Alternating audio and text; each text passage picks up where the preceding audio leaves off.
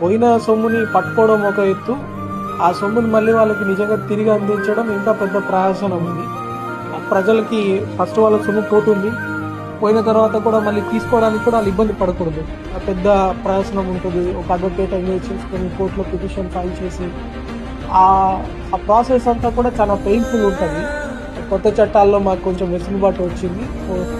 మేము కూడా కొంచెం రిస్క్ తీసుకొని వీఆర్ టేకింగ్ ఎక్స్ట్రా స్టెప్. 2 కిలోల 206 గ్రాములు వరకు గోల్డ్, తర్వాత 9.4 kgs silver and 1 lakh rupees cash ఆ విక్టిమ్స్కి వాళ్ళ దగ్గర అఫిడవిట్స్ తీసుకొని వాళ్ళకి హ్యాండ్ ఓవర్ చేయడం జరుగుతుంది. నెక్స్ట్ సారి ఇలాంటివి జరగకుండా వి మస్ట్ ప్రామిస్ ఆల్.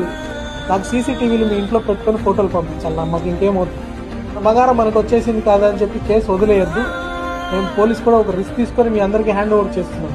తర్వాత పోలీస్